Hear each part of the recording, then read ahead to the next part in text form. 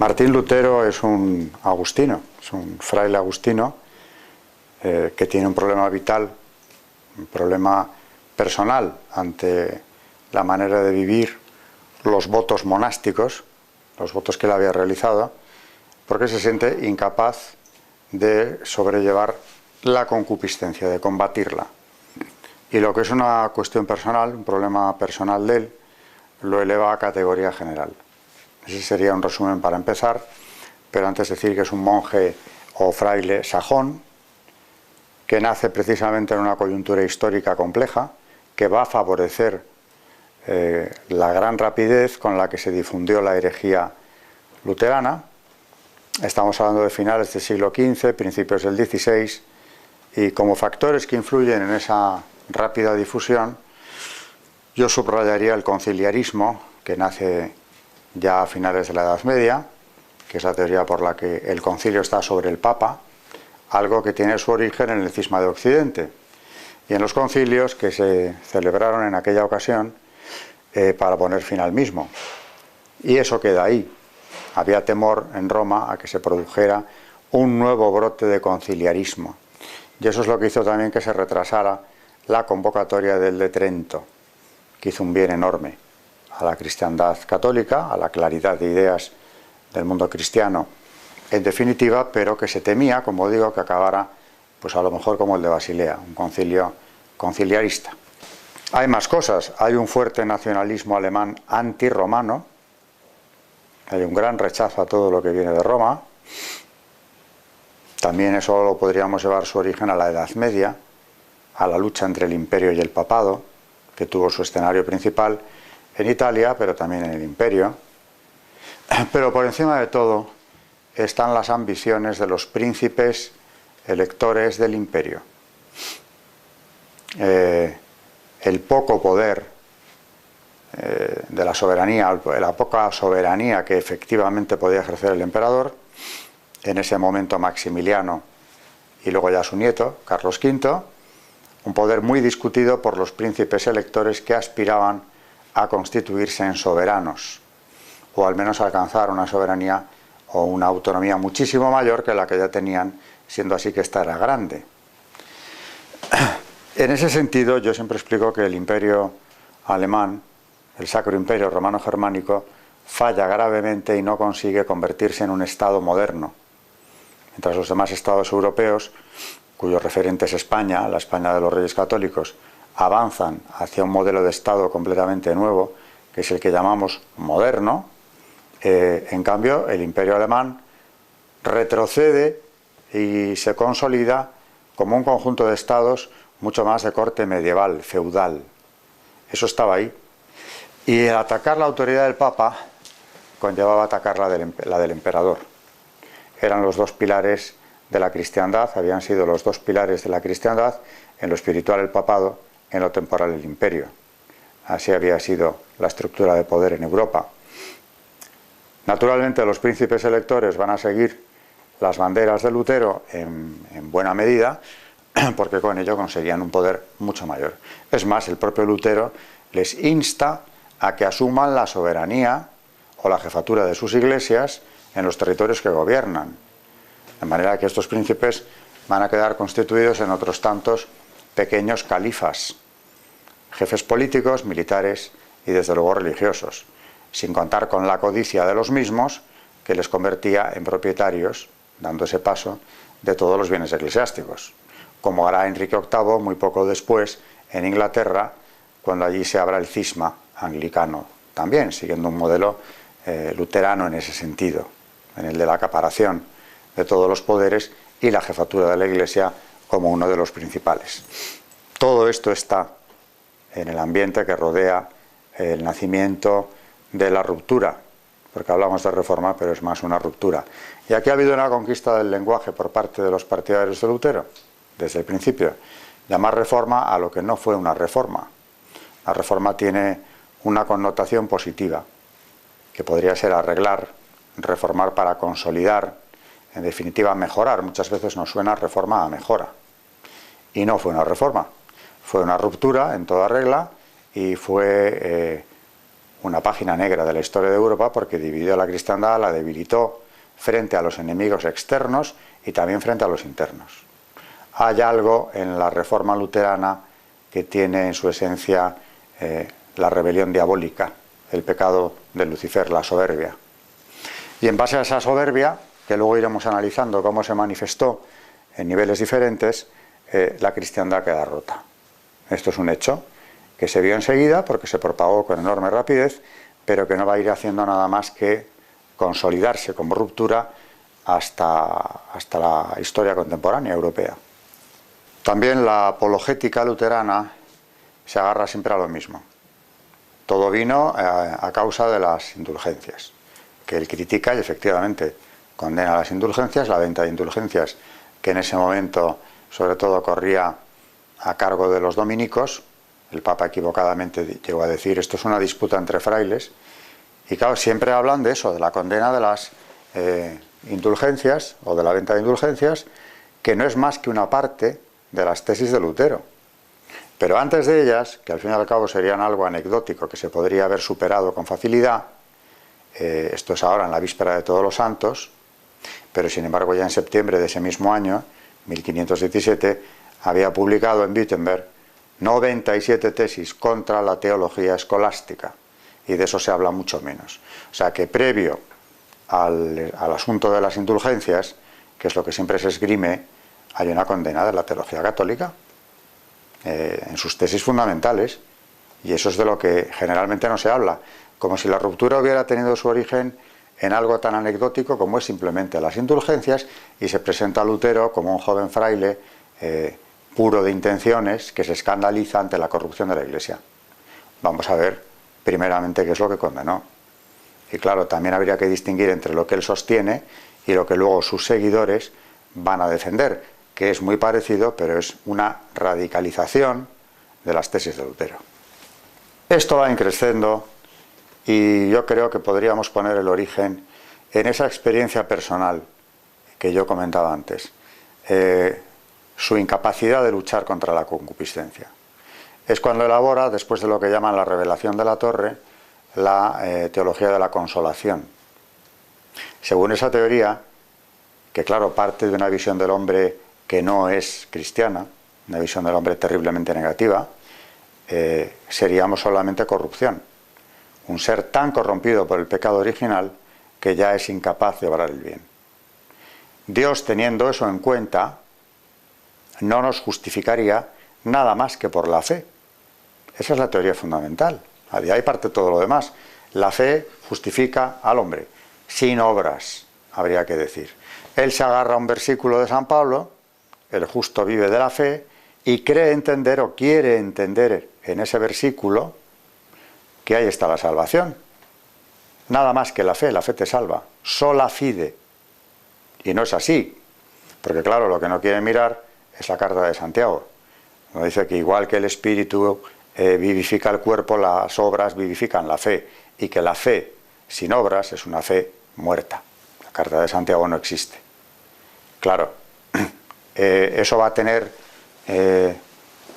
un gran éxito desde muy pronto, porque tanto en Alemania como en otros países que le van a seguir, había una gran cantidad de gente por vía de la fe, una fe sin obras.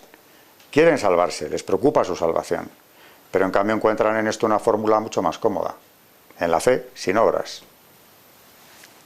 No solo justifica al hombre por la fe sola, sino que además la otra tesis fundamental es la sola escritura. La revelación se ha manifestado y se mantiene, la revelación divina, exclusivamente en la Sagrada Escritura. Con lo cual rechaza completamente la tradición de la Iglesia y su magisterio. Lo cual es gravísimo, porque cuando hablamos de tradición de la Iglesia estamos hablando no solamente de una repetición de costumbres, sino de que en esa tradición se contiene lo que los apóstoles y los primeros cristianos venían repitiendo desde los tiempos evangélicos, por ejemplo en temas de liturgia. ¿Cómo se realiza la consagración? Eso está en los evangelios, pero ¿cómo se hace? Y en cuanto a la interpretación, el magisterio de la Iglesia es una de las razones de ser fundamentales de esta institución, que es de origen divino. y eso lo rechaza, que queda entonces solamente la Escritura. Y de aquí viene el libre examen, porque según él, todo fiel puede y debe interpretar libremente, según su conciencia, lo que la Escritura le dice. Así que el magisterio queda rechazado. Esto es muy grave también. Yo subrayaría principalmente estos tres rechazos. El rechazo de las obras como eficaces para conseguir la salvación, que parten de una antropología extraviada, terriblemente negativa, que convierte al hombre en una criatura absolutamente corrupta. Y luego el rechazo de la tradición y el rechazo del magisterio. Claro, si sobra el magisterio, sobra la Iglesia como institución. Todo lo que sea constitutivo, todo lo que sea organización eclesial, es algo que rechaza de paso. Empezando por el sacramento de orden, que ya parece innecesario, sacerdocio universal. Y al rechazar el sacramento de orden, como tantos otros sacramentos, la mayoría, con eso está haciendo desaparecer muchos de los canales principales de gracia creados por Cristo. Porque claro, sin sacerdocio ministerial no hay penitencia que valga. Es muy cómodo también salvarse sin tener que contar tus pecados al confesor. Volvemos a lo de la sola fide. Ya mis obras son inoperantes, no tengo por qué confesarlas. Al menos en la Confesión de Augsburgo, de 1530, lo que vienen a decir es que no hay por qué repetir, ni siquiera decir todos, los pecados al confesor. Y al final lo que se elimina es el sacramento en sí. Además, ¿a quién se lo vas a contar si no hay nadie que esté ordenado y pueda recibirte y darte la absolución como es debido? Luego rechazamos las obras, rechazamos sus consecuencias, es decir, las consecuencias de las malas obras, de los pecados, y nos entendemos con Dios directamente. De la revelación tomamos lo que nos parece, tranquilamente, y de las obras hacemos lo mismo. Hablamos con Dios. No tenemos por qué repetir en confesión lo que hemos hecho, nuestros pecados, a un confesor que nos absuelve. De ese rechazo de la Iglesia o del sacramento de orden vienen cosas, tan graves como esta. Todas están relacionadas, por supuesto, porque viene el rechazo de la transubstanciación, que yo diría que es el eje central de la herejía luterana. Decía San Pío X, ya en el siglo XX, que el protestantismo, el luteranismo, engloba, compendia, decía, todas las herejías anteriores a él y todas las que vendrán después. Pero claro, es que el rechazo de la transubstanciación es de una enorme gravedad, porque claro, él elabora otra teoría que se llama la consubstanciación, según la cual no se produce en el momento de la consagración el cambio en la sustancia del pan y el vino, que siguen siendo pan y vino. Únicamente, según él, en el momento de la consagración, y porque él lo decide, Cristo se presenta y se hace presente en la consagración. Pero temporalmente, cuidado. Lo que luego se reserva en el sagrario no es nada más que pan. Ahí no hay nada de Cristo. Luego, una forma consagrada, como sabemos los católicos, es el cuerpo de Cristo desde el momento de la consagración en adelante, y sin embargo, según Lutero, no es así. Eso es lo que llaman la cena. Ahí es donde una cierta visión del ecumenismo está poniendo recientemente el acento. ¿Podemos llegar a un acuerdo? Pues mire, no, porque consubstanciación no es transubstanciación. Y eso el cristiano cualquiera, pero el católico desde luego más, ya que profesamos ese dogma o esa visión de lo que es la presencia real de Cristo, tenemos que defenderlo. Y aparte ahí no podemos hacer otra cosa más que defenderlo. Primero porque aunque queramos acercarnos al otro con la mejor intención, con un espíritu de hermandad, lo que no podemos es negar la verdad. Si Cristo está presente, Cristo entero, en cuerpo y en alma, en la Eucaristía, no podemos decir que no sabemos si está, o está a ratos, según en qué momento. Eso por una parte. Tampoco podemos rechazar los dones de Dios, porque si Dios, Cristo, el Verbo encarnado, nos ha dejado ese regalo de su presencia real en el mundo, no podemos hacer como que tal cosa no es tan relevante para llegar a un acuerdo con la herejía, acercándonos al error y negando algo, el enorme regalo de la gracia de la Eucaristía. Luego, deberíamos dejar claro a qué llamamos ecumenismo y qué límites tiene esto. Desde luego el límite no puede ser nunca, jamás, el rechazo de la verdad, ni de los dones de Cristo, porque todos los dones de Cristo, los sacramentos que instituye, son dones que son otros tantos canales de la gracia dirigidos ¿a qué? A nuestra salvación. La Iglesia es instrumento de salvación, para eso la crea, para eso la funda, para eso nos deja los sacramentos. No son conmemoraciones, no son símbolos, no son momentos puntuales de la Eucaristía en el que Dios se haga presente fugazmente. Es algo mucho más importante que nos acompaña durante toda nuestra vida de católicos y nos da la fuerza y nos da la gracia para vencer al pecado, entre otras cosas, aparte de la enorme felicidad que siente el católico cuando se sabe en presencia de Cristo Eucaristía. Cristo real, la presencia real que tenemos todavía en los sagrarios. Eso no se puede discutir, y lo discutió. Y además, claro, aunque él hable de la consubstanciación o de una figura similar, digamos, similar pero muy distante a la transustanciación, aquí viene otra pregunta interesante, o dos. ¿Quién consagra? ¿Quién logra que Cristo se haga presente, aunque sea fugazmente, en ese momento de la consubstanciación? ¿Quién lo hace? Si no hay sacerdocio ministerial. ¿O es que todos, que somos sacerdotes todos, podemos conseguir semejante milagro? No podemos. Y luego otra pregunta. ¿En qué circunstancias se puede recibir la Eucaristía? Porque quien no haya recibido la absolución, porque se le ha quitado importancia a ese sacramento y luego ya desaparece por último, recibe la Eucaristía de cualquier forma. No se puede entregar el cuerpo de Cristo a quien no esté preparado para recibirlo, es decir, en estado de gracia. Y a quien rechaza los dogmas fundamentales de la Iglesia, no se le puede dar. Esto no es que lo diga yo, es que se están alzando voces últimamente para defender lo que es muy claro. Creo que era Chesterton el que decía que llegaría el momento en el que se desenvainarían las espadas por defender que la hierba era verde. Pues estamos llegando. Decía antes que hay un componente político sin el que no se entiende la reforma y la rapidez con la que se extiende. Hay varios elementos, pero hay uno que es político, claramente de ambición política. Y de codicia también, por qué no decirlo. Los príncipes que van a seguir a Lutero, en ese incendio que fue la reforma que se propaga muy rápidamente, es que siguiéndole se convierten en personajes mucho más poderosos, jefes de su iglesia nacional, propietarios de los bienes de su iglesia en sus propios territorios. O sea que por una parte está el elemento material, el enorme patrimonio que hacen suyo con el latrocinio de los bienes de la iglesia, y por otra parte el poder que asumen como jefes espirituales del territorio que gobiernan, lo que decía antes, pequeños califas que acumulan todos los poderes, político, militar, el judicial por supuesto, y también el religioso. Claro, esto es muy atractivo para muchos de aquellos príncipes, y de esa manera combaten algo que ya estaban dispuestos a combatir a priori, la autoridad del emperador. El proceso de los Habsburgo, Maximiliano y luego su nieto Carlos V, era un proceso unificador de reforzar la unidad del imperio.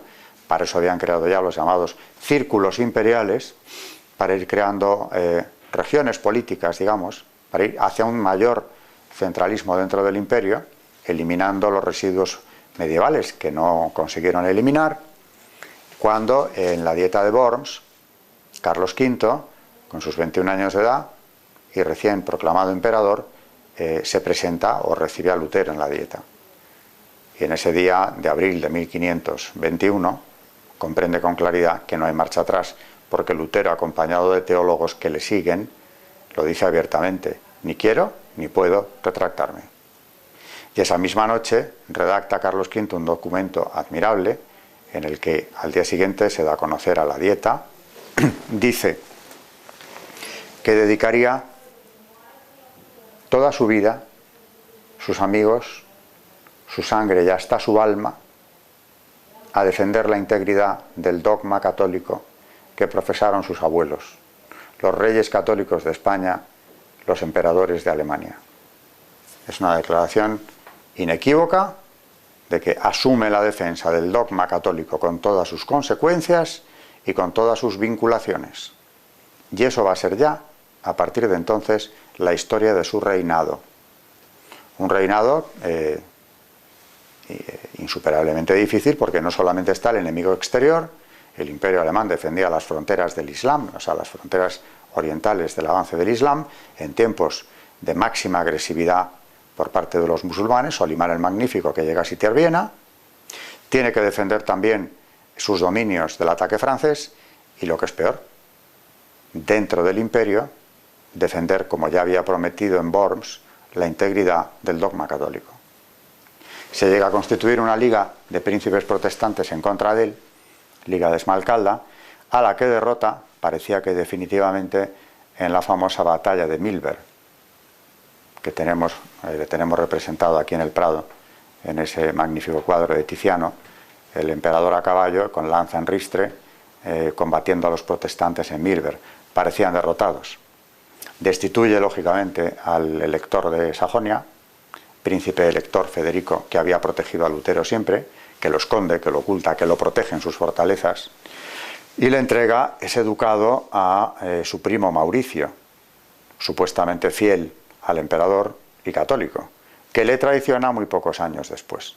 Y la traición de Mauricio, que vuelve a resucitar la Liga de Esmalcalda, supone ya un paso definitivo, y es cuando el emperador comprende que tiene que preparar la abdicación, porque ha fracasado en un empeño que para él era el principal: reunificar espiritualmente a Alemania.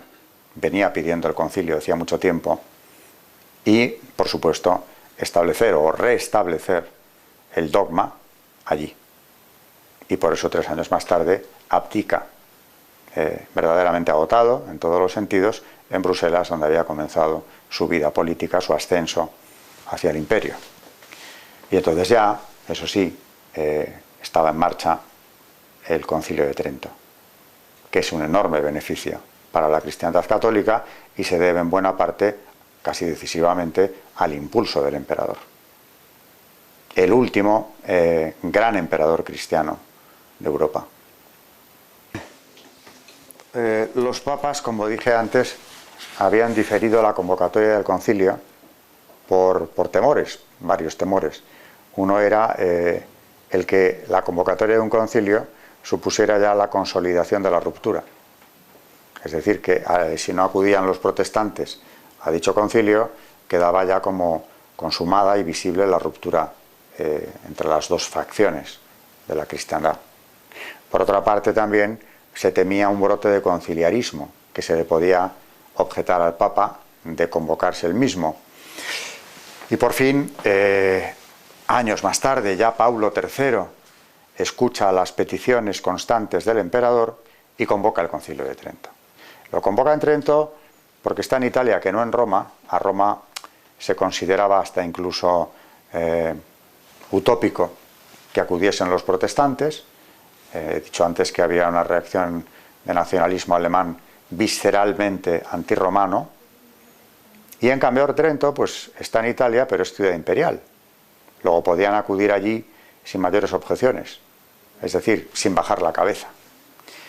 Empieza el concilio, que tiene 3 etapas. Es un concilio que va a durar casi 20 años, con etapas intermedias, y aspiraban o tenía 2 objetivos. Un objetivo disciplinar y un objetivo dogmático, un objetivo en cuanto a temas de fe, que era el principal, claro. ¿Y qué conclusiones salen de ahí? ¿Por qué es tan beneficioso el Concilio de Trento? Pues porque van rebatiendo todas las tesis de Lutero, sin decir nada nuevo, por cierto, porque no hubo nada nuevo en Trento. Lo que sí que hubo fue una defensa argumentada de los dogmas de la Iglesia. Hubo una defensa de todo lo que la Iglesia venía sosteniendo desde siempre. Por ejemplo, en el tema de la justificación. ¿El justo vive de la fe? Sí, claro. Las verdades a medias, que es lo más peligroso que hay. Pero cuidado, de la fe con obras. Trento proclama la eficacia de las obras para la salvación del hombre. Lutero había dicho que por la fe y porque Dios nos revestía con los méritos de Cristo en su pasión. Muy bien, dice Trento, de acuerdo, pero la eficacia redentora de nuestras obras, la colaboración eficaz del hombre con lo que haga con su vida, evidentemente es decisivo a la hora de salvarse o no. ¿Por qué? Porque además Trento, en el fondo, recupera una visión mucho más positiva del ser humano. Porque ¿qué dicen los padres conciliares? Que efectivamente, marcados, qué duda cabe, por el pecado original como lo estamos, no lo estamos tanto que hayamos caído en tal corrupción que llegáramos a perder el libre albedrío. Concepto importantísimo del Concilio de Trento. Cuidado, no hemos perdido el libre albedrío. Y aunque nos cueste y tengamos las tentaciones, los enemigos del alma operando a nuestro alrededor, no somos tan débiles, no estamos tan degenerados o dañados por ese pecado original que no podamos luchar en contra de él o de los pecados en general. ¿Libre albedrío? Sí, no era tan cómodo salvarse como pensaron tantos de aquellos primeros seguidores de Lutero. Las obras cuentan. Hombre, luego ya Calvino llega al extremo de decir que es que no cuentan, al extremo de que Dios predestina a unos a la salvación y a otros a la perdición, arbitrariamente. ¿Qué concepto es ese de Dios? Pues ese es Calvino, que va a tener incluso una expansión mayor que el propio Lutero en la Europa, por ejemplo, Francia, Holanda, y de ahí van a pasar a los Estados Unidos, las doctrinas calvinistas que parten ya de la teoría de la predestinación. Ya no es que te salves por la fe, ya ni eso, sino porque Dios arbitrariamente a unos les salva y a otros no. Bueno, pues en Trento, por supuesto, se niega, recuperando la visión positiva del hombre como alguien que es capaz de luchar por sus medios y por la gracia que Dios le va a dar, que duda cabe, contra el mal, contra el pecado. Claro que esa gracia, habría que objetarle también a Lutero, en buena parte en el mundo luterano ha quedado muy mermada, porque, insisto, los canales de la gracia se han ido cerrando. He mencionado los sacramentos. La absolución de un sacerdote sabemos que tiene más fuerza que un exorcismo. Pues en el mundo luterano no busque usted eso, había desaparecido. La Eucaristía también, porque eso de la consustanciación, ¿qué Eucaristía es esa? Más que discutible, no es la transustanciación, no es la Eucaristía real, desaparecida también. Y luego Lutero había suprimido algo que tiene una enorme importancia y en eso nos solemos detener menos, que es la vida monástica. Suprimiendo los votos monásticos, había suprimido el enorme patrimonio invisible que tiene la Iglesia Católica. Todas esas comunidades contemplativas, masculinas y femeninas, dedicadas a rezar durante su vida entera por el bien de las almas, por el bien de la Iglesia.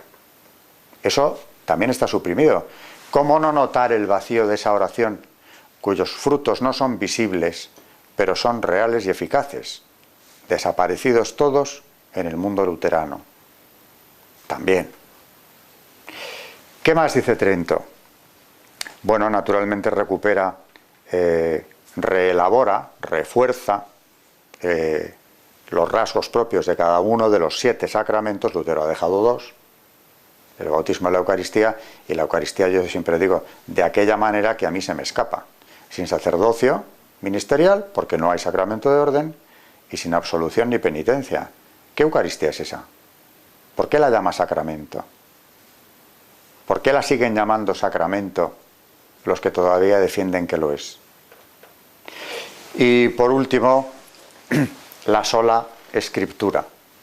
El Concilio de Trento retoma esa tesis donde Lutero ha negado, o ha dicho, mejor dicho, que el único tesoro de la Iglesia es la Escritura, el libre examen, es decir, cada fiel que la interprete por sí solo, según el deseo de Dios y según su propia conciencia. Y dice Trento, no, la revelación divina se contiene en la Escritura, pero cuidado, también en la tradición de la Iglesia, y de paso en el magisterio, que viene interpretando dicha revelación desde los primeros tiempos. Negar esto es negar la patrística, la gigantesca obra de los padres de la Iglesia, que se sigue todavía apelando a ellos en los documentos pontificios. ¿Cómo no apelar a ellos? no habrían significado nada. Por tanto, lo que ha dejado Lutero a su paso es un mundo espiritualmente desolado. Por más que haya una apariencia de espiritualidad, se pretende más pura, sin las fastuosidades romanas, con una liturgia más simple, no siempre, pero en principio más simple, como volviendo a una pureza primigenia. Pero lo que ha hecho es barrer con la verdad de la revelación, que queda al libre arbitrio, al libre albedrío de la interpretación de cada uno. Y ahí, por cierto, quiero destacar algo: está el origen de algo tan grave, tan enormemente grave, como es eso que Benedicto XVI llamó dictadura del relativismo, que es un triunfo de Satanás. Porque cuando se convierte, bueno, el relativismo en sí ya lo es. Ya Juan Pablo II nos avisaba en sus documentos sobre ese peligro, diciendo que, por ejemplo, una democracia sin valores se convierte con facilidad en una dictadura, en un totalitarismo, visible o encubierto, como demuestra la historia. En Centésimos Annus nos dice eso. Terminó lo acuña Benedicto XVI en la misa por Religiondo Pontifice, donde horas antes de convertirse en papa habla ya abiertamente de una dictadura del relativismo, porque ese relativismo nos llega a amordazar. Volviendo a la encíclica de Juan Pablo II, Centésimos Annus, dice también en ella: quien se adhiere a la verdad firmemente ya no resulta fiable desde un punto de vista democrático, porque se entiende que lo propio del demócrata es la actitud escéptica, relativista, en definitiva. ¿Y de dónde arranca ese relativismo? Hombre, yo podría estar un rato hablando de ello y la evolución que ha tenido en Occidente, pero qué duda cabe, cómo negarlo, que ya en ese libre examen tenemos un germen de relativismo muy fuerte. ¿Qué ha ocurrido a partir de ahí? Pues que por el libre examen, claro, no ha habido ninguna unidad, sino fragmentaciones múltiples en las iglesias reformadas, por cientos, hasta luego llegar a las sectas que proceden de ellas, donde no hay autoridad alguna. Ya se ocupó de destruir dicha autoridad y dicho magisterio el propio Lutero. Así que, claro, esa división y esas subdivisiones posteriores no han cesado desde él. Estos son los beneficios de la Reforma. Bueno, Dios actúa en la historia de manera misteriosa porque es el Señor de la historia. Y actúa. Y en aquella época donde parecía que todo se venía abajo, yo siempre me pongo, o cuando hablo con mis alumnos, trato de ponerles en la situación de tantos católicos que quedaron entregados a la Reforma, quieran que no, porque al final, ¿qué fue lo que se estableció? Que la religión del príncipe era la que se imponía. Y te han hecho protestante de la noche a la mañana, y te han privado de los sacramentos y del magisterio. A partir de ahora tendrás que acatar en religión también lo que establezca tu Señor. Es tremendamente duro. Y sin embargo, en aquella situación durísima, donde además según dónde, pero hubo momentos de fanatismo terrible, el calvinismo en Ginebra, por ejemplo, el caso de aquella madre que fue condenada a azotes por encontrársela rezando ante la tumba de un hijo, porque claro, se niega la intercesión. Al final, como no hay purgatorio, también, ¿a qué viene rezar por los muertos? Si están condenados o no, pero no están en un estado purificador intermedio. Y esto se llevaba a punta de lanza. Y en aquel ambiente de tanta oscuridad, por cierto, pues aparece, porque Dios suscita, como siempre, amigos a la Iglesia que colaboren en esa salvación, la Compañía de Jesús. Aquella Compañía de Jesús que es contemporánea de todos estos sucesos. De hecho, es Paulo III quien convoca el Concilio de Trento, el mismo que autoriza la Compañía, que la constituye ya como orden regular, con misiones muy específicas, como son la formación de los jóvenes. Ya a eso se van a dedicar, alcanzando la excelencia académica siempre, la Compañía de Jesús. Las misiones, es decir, seguir propagando el Evangelio, cosa que hicieron como pocos, en los nuevos territorios que España iba en ese momento conquistando en América, también en Asia, el imperio portugués, que llegara a estar unido con Felipe II, los dos imperios. La Compañía de Jesús realiza ahí una labor de apostolado como muy pocas otras órdenes. Os compararía con los franciscanos también en América. El apostolado o la labor de misión, la defensa del papado, la disponibilidad absoluta al papa, que para eso se crea el cuarto voto, que les convierte en lo que durante siglos se entendió como el ejército del papa.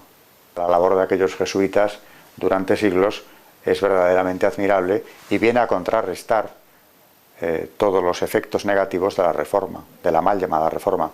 Por ejemplo, un dato en el que no solemos pensar: mientras para el catolicismo se pierden tantas almas, aquí en Europa, prácticamente la mitad, toda la Europa del norte, centro-norte, va a seguir a Lutero, a los seguidores de Lutero.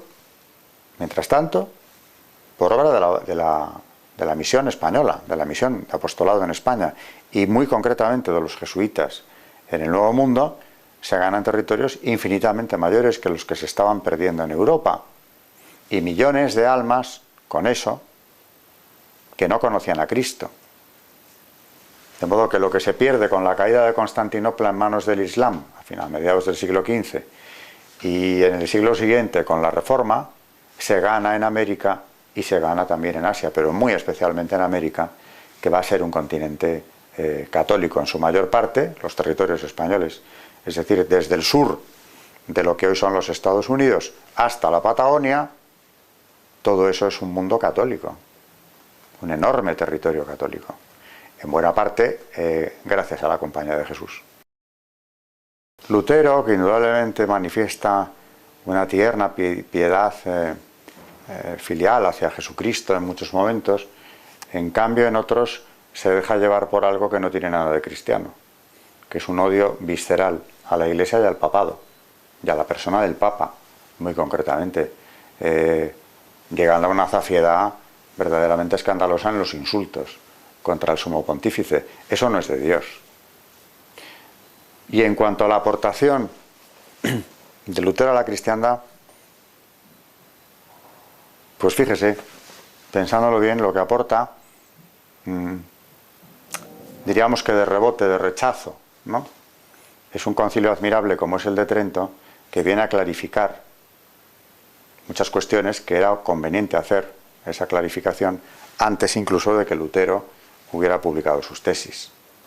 Trento es un concilio que refuerza los dogmas, que además establece una disciplina para la Iglesia enormemente positiva, que dará frutos enseguida, como es la formación del clero, muy superior a lo que era antes, como es el control en las parroquias, la obligación a residir obispos y párrocos en su sede, como es la obligación a dar catequesis a adultos y a niños también por parte de ellos, como es incluso el llevar libros sacramentales que no se llevaban hasta entonces de manera obligatoria, pero a partir de entonces sí, como es el refuerzo de la liturgia y su solemnidad, partiendo de la base de que también por los sentidos se llega al alma, se llega a mover a piedad.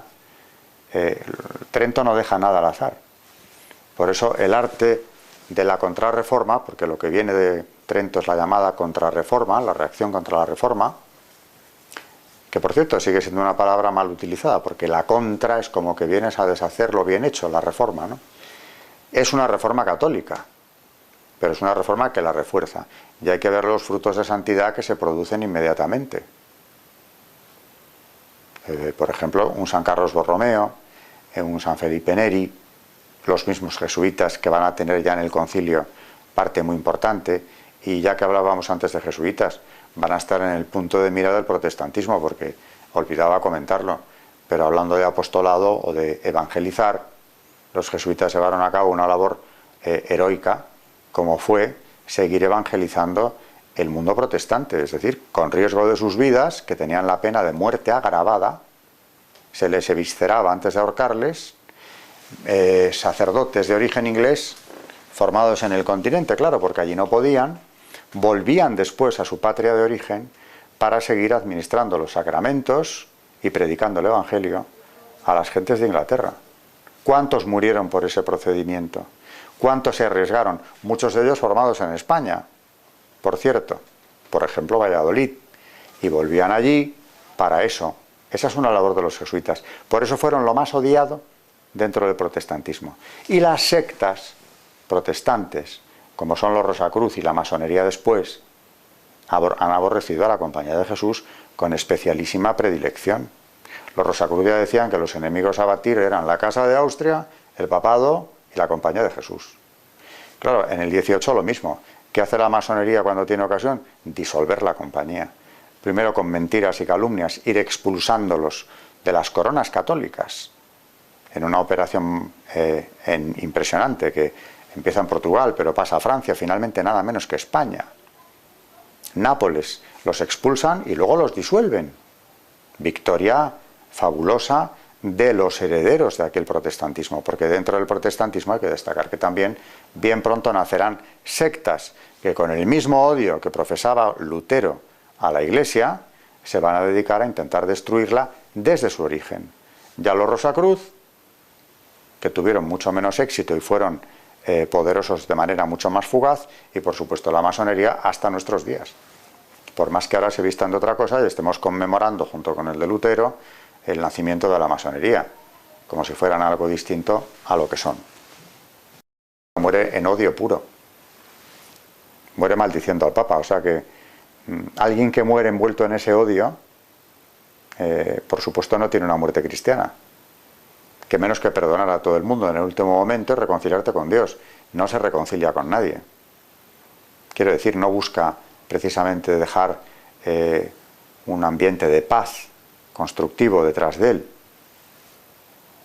él. Yo en él creo que es alguien por quien en principio deberíamos rezar, si es que no se condenó, porque realmente en él se manifiesta algo con claridad meridiana, que es el pecado luciferino. Una soberbia que le lleva a enfrentarse a la Iglesia en cuyo seno nació, la Iglesia en la que había entrado ya consagrándose con los votos pronunciados por él, y que finalmente se dedica a demoler sistemáticamente hasta el final de sus días.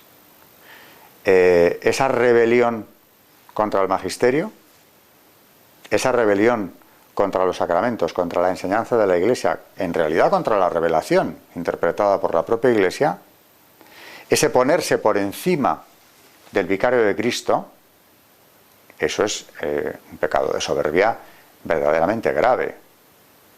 Por tanto, digo que ahí se ve un germen de pecado luciferino, lo que le lleva a Lucifer a los infiernos. Muere excomulgado porque, claro, vamos a ver, cómo no. Primeramente se le da un margen, se le llama a Roma, se niega a acudir. Acude a las dietas imperiales, eso sí, pero se reafirma en la herejía. Y claro, ya en torno a la dieta de Worms es excomulgado.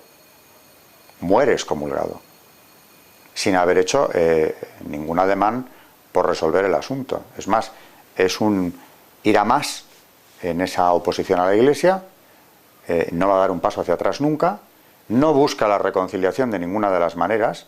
Trento intentaba, precisamente invitando a los protestantes, conseguir esa unión, restaurar la convivencia, restaurar lo que había sido la unidad cristiana. Lutero hace todo lo contrario. Para mí, como digo, de rebote y sin buscarlo, le debemos agradecer que ya, por obra suya, fuera necesario convocar ese concilio, que ha hecho tantísimo bien a la cristiandad católica. ¿Cuántas almas? Esto ya es darle vueltas a algo cuya respuesta es imposible conseguirla, ¿no? Pero ¿cuántas almas se han perdido por Lutero? Sentido contrario. ¿Cuántas se han salvado a consecuencia del Concilio de Trento? Que ahora, claro, está muy de moda reírse del Concilio de Trento, ¿no? Como algo obsoleto, antiguo, atrasado y superado, siendo así que nada de lo que se dijo allí lo está. Todo está consolidado. Y leer los cánones de Trento es algo admirable. Hemos hablado de dos posturas irreconciliables porque una de las partes se negó nunca a entrar en diálogos. Los seguidores de la Reforma, como digo, no están dispuestos a aceptar ningún tipo de acuerdo que les acercara a la sede de Pedro. Eso es lo que tienen clarísimo. Entonces, cuando hablamos de ecumenismo, que sería bueno saber de qué estamos hablando. Porque yo acabaría con esta idea, que ya la he expresado antes. No podemos renunciar a la verdad. No podemos dejar de proclamar la verdad. Nos cueste lo que nos cueste. También Juan Pablo II ha hablado de esto. Si en ningún caso, dice él, es lícito arrebatar la vida del inocente, puede ser incluso obligatorio darla en defensa de la verdad. Hay una justificación clarísima del mártir. La verdad no podemos dejar de proclamarla, profesarla y defenderla. Y por otro lado, independientemente de la verdad, también lo dije antes, considero de una gravedad extrema el rechazo de los dones de Cristo. Que el Verbo encarnado haya dejado abiertos todos esos canales de la gracia para la salvación del hombre a través de los sacramentos por él instituidos, aparte del don que es la propia Iglesia en sí, de institución divina, ese rechazo me parece también un acto de rebelión contra Dios. Luego, ¿qué se puede decir? Que a partir de ahí yo lo que veo es un rechazo de ambas cosas. De la verdad, porque yo hago una verdad a mi medida donde me salvo sin obras. Trento dirá lo contrario, naturalmente. Me salvo sin obras, lo digo yo, rechazo la verdad. Rechazo el magisterio de la Iglesia como si no la hubiera fundado quien la fundó. Es como si hubiera sido un invento del anticristo, que es lo que llega a decir él. Nada menos. Rechazo de la verdad y rechazo de los dones de Dios, que nos da unos medios para alcanzar la gracia muy concretos. No solamente la oración, que también queda suprimida en buena medida desde el momento en que todos los contemplativos desaparecen del mundo luterano, sino que los sacramentos, que es lo que son, canales de la gracia para reforzarnos en nuestra vida espiritual y tener una mayor fortaleza a la hora de llevar a cabo las obras que nos salvan, son rechazados también. Rechazo de los dones de Dios y negación de la verdad.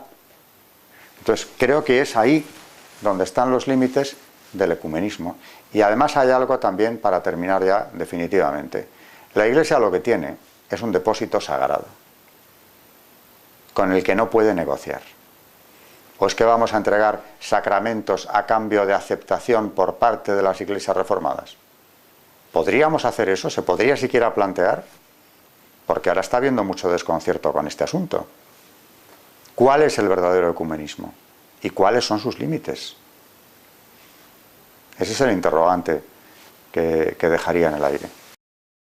En definitiva, lo que hay en marcha, y ese espíritu ecuménico en el que, por supuesto, desde hace ya medio siglo, la Iglesia se mueve con la mejor voluntad, está siendo utilizado por los enemigos de la Iglesia para destruirla por completo. Sacerdotes que viven abiertamente en pecado mortal, no importa, no pasa nada. Entonces, claro, ¿dónde se pone el límite? ¿Hasta dónde hay que llegar? Lo tengo muy claro y lo volvería a repetir, pero ya también sería una repetición insistente que yo creo que es innecesaria. La defensa de la verdad y el agradecerle a Dios los dones que nos ha dado en vez de rechazarlos.